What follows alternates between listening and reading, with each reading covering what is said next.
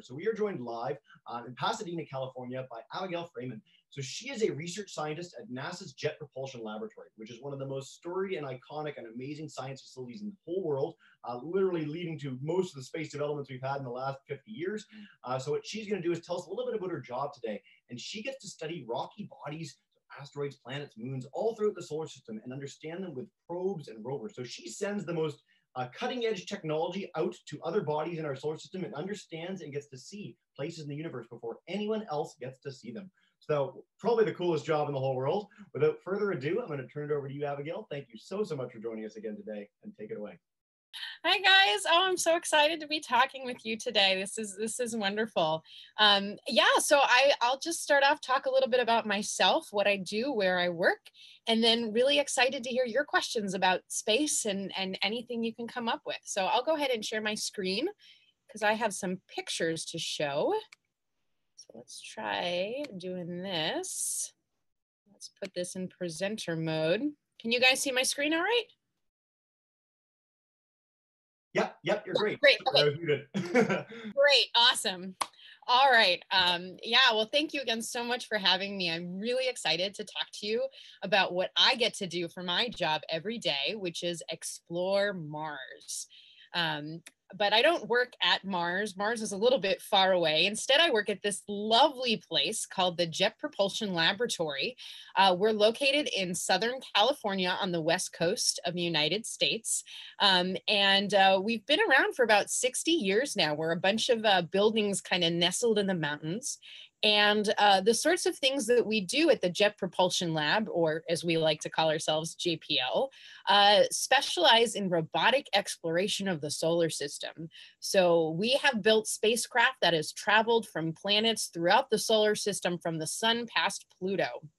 JPL is part of NASA, and I'm sure you guys have all heard of NASA, which is the space agency of the United States.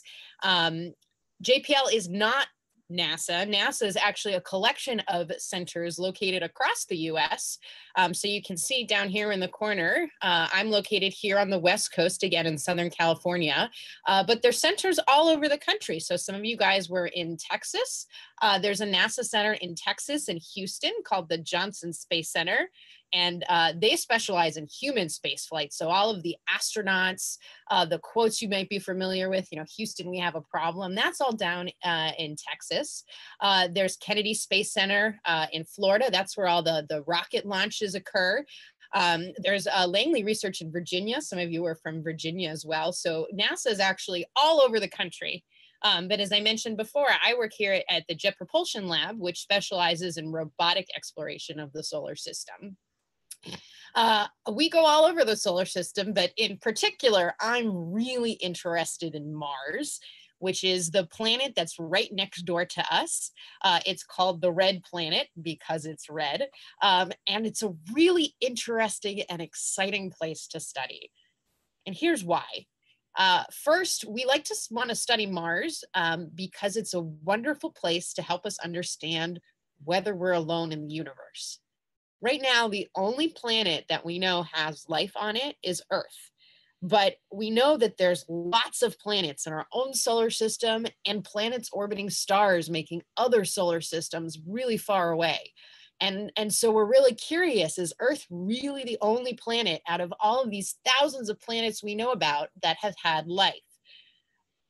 Mars, we think, was once like Earth. And we think billions of years ago, the two planets were really, really similar. And we think that the conditions that may have led to the emergence of life on Earth could have existed on Mars billions of years ago as well. So we go to Mars and we are exploring Mars and we're looking to see if there's any evidence that there's life on Mars.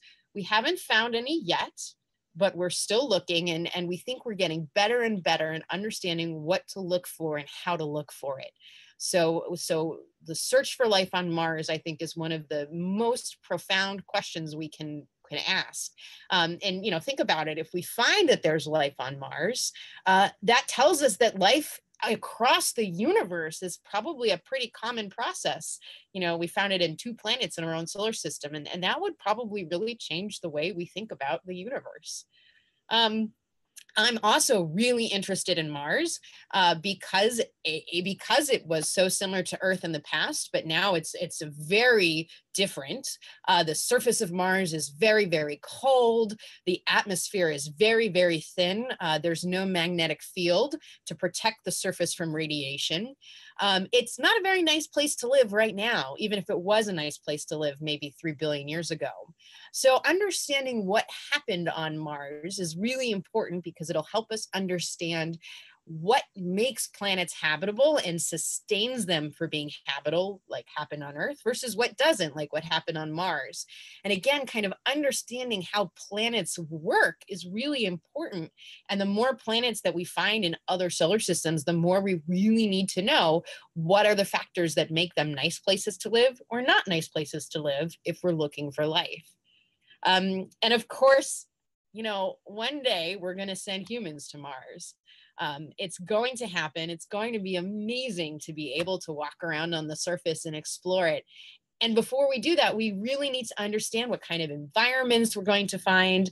We need to understand what resources we might be able to find on Mars in order to support humans.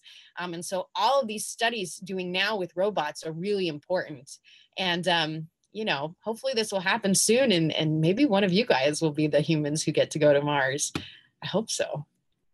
But before we send humans to Mars, we can also do a lot of things with humans here on Earth. So one of the ways that I study Mars is by studying its geology, looking at its rocks to understand the sorts of environments that formed the rocks, that affected the rocks. And while I can't go walk around on Mars to do that, I can do that here on Earth in sites that are very similar to Mars. So here's some pictures of me in some of the really cool places I've gotten to go to study because they're similar to Mars. Places like deserts right here in Southern California, places like Iceland, which are really cold and have rocks that are made of the same things that Mars rocks are made of. Places again like dry environments in the American Southwest. So all of these field sites are important to go to in order to interpret what we find in the rocks. And it's a lot of fun. I like to travel. I like to be outside. So for me, this is really a perfect job.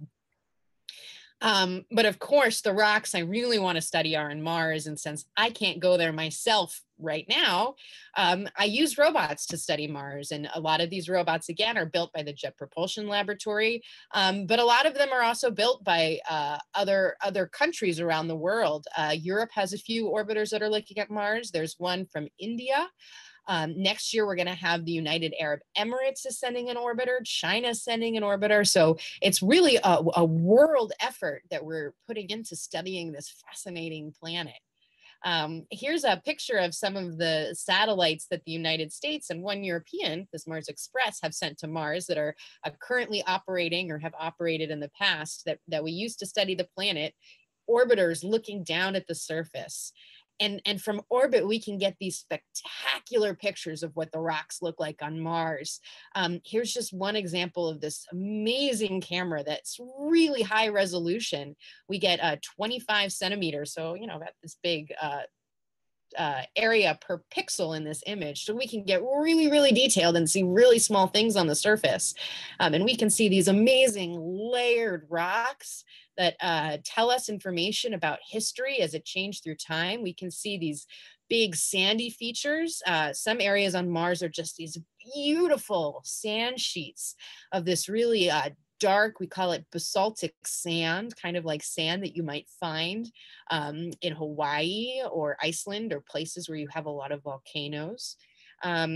And also from orbit, we can not only see what's on the surface, we can map the composition of what's on the surface. So this is a picture of a feature that's called a delta.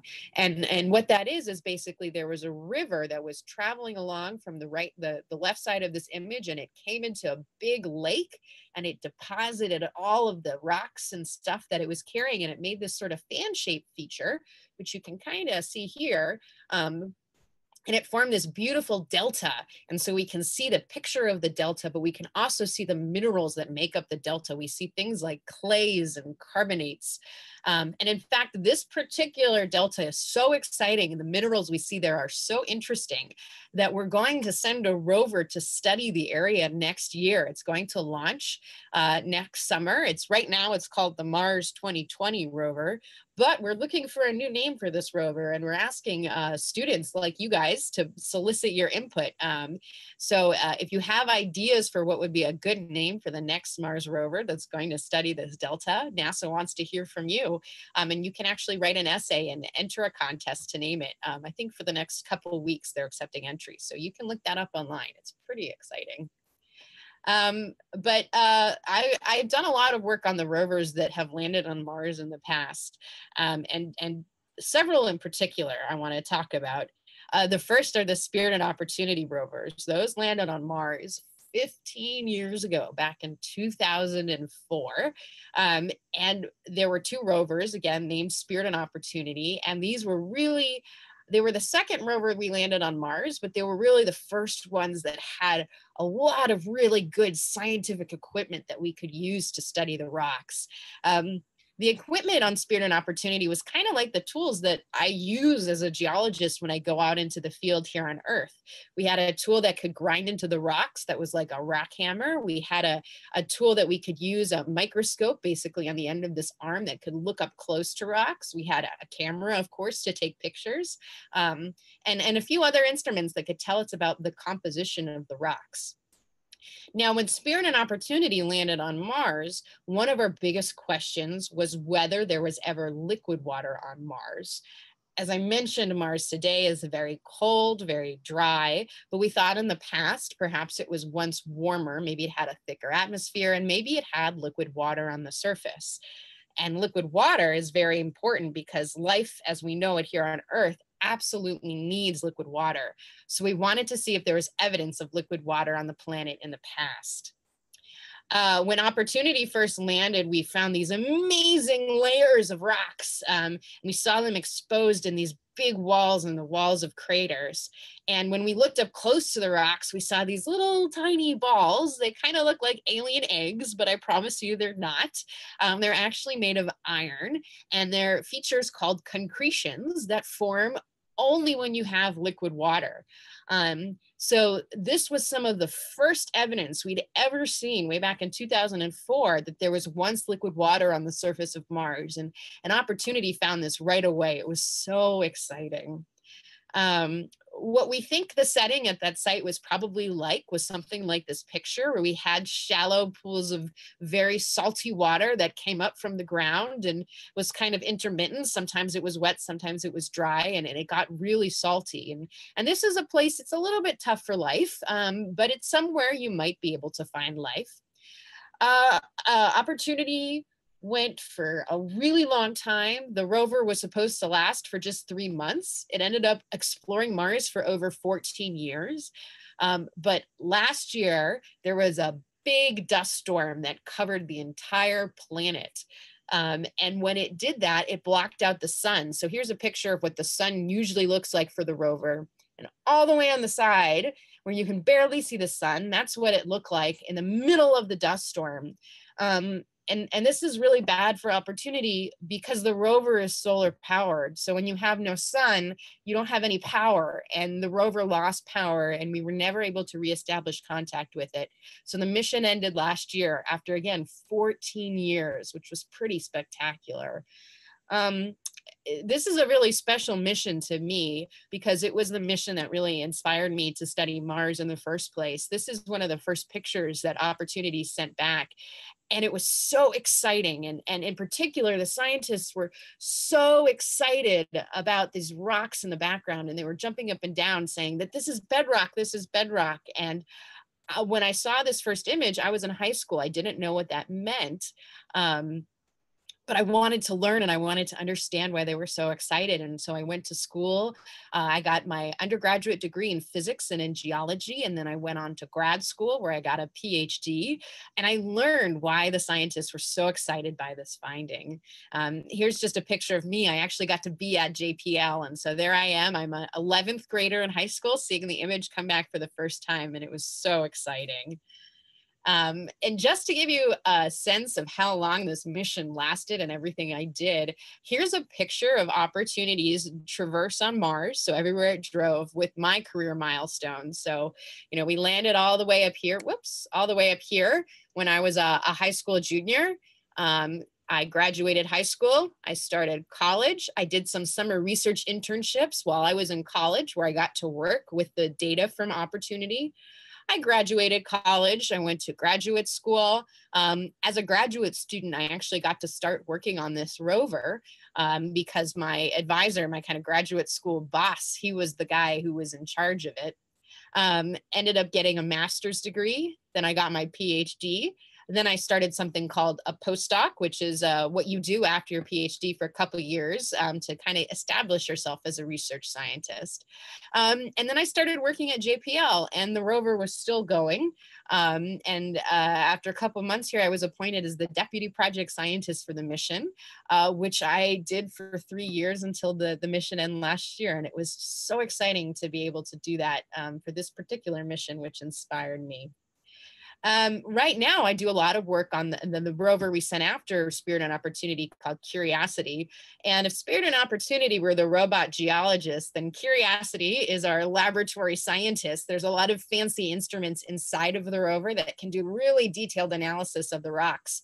There's also a laser on the rover's head that we can use to shoot the rocks and figure out what they're made of. That's a really cool instrument. Here's a picture of just the size of Curiosity compared to, here's our first rover in the bottom, and then here's Spirit and Opportunity over here, and Curiosity is just this giant rover. It can do a lot of really good science. We landed in this big impact crater that was very special because in the middle of this crater, there was a mountain, and we could see from our satellites that there were layers in the mountain, and we wanted to study the layers. Here's what the mountain looks like when we landed. It was off in the distance. We had to land kind of where it was flat because that's where it was safe. But ever since we landed, we've been driving towards and now up that mountain, studying the rocks. We found rocks that have these really well-cemented rounded pebbles in them. We think these rocks formed in streams, similar to what you might find on stream rocks on Earth. And then when we looked at the mountain with our telephoto lens, even from far away, we could see these beautiful layers. And then we got really close and started climbing the mountains. We could see these layers are these really, really fine layers made of really, really tiny grains. And all of this was telling us that this crater was probably once fed by a big river that again emptied into a lake. And we think in contrast to Opportunity, where there was salty water, here we think there was fresh water. And we think this lake must have been around for millions of years. So we think that this would have been a wonderful place for life to have lived. We think it was a very habitable environment. And so our next rover will go to Mars to look for clues as whether there was ever life. One of the other exciting things Curiosity found were organic molecules. These are molecules that have carbon in them. These are the building blocks of life. So we found a place where life could live, and we found the building blocks of life, which is very exciting. Just for fun, here's a picture that came down from the rovers this weekend. And it's true, I get to see the Mars data as soon as it arrives on Earth, but actually it turns out that you guys can see that data too. And I'll put these links up for just a little bit. But all of the pictures that we take with Curiosity are posted online in real time. So you guys can log on and look for the raw images from Curiosity. You know, as soon as they come down from Mars, and you can see them as soon as we see them here at JPL.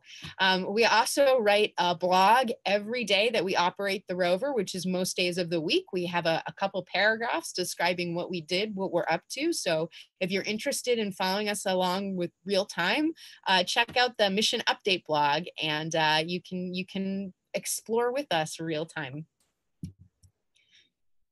All right, and that's all I have to share. So I'll go ahead and stop sharing my screen, and I'll look forward to answering questions from you guys.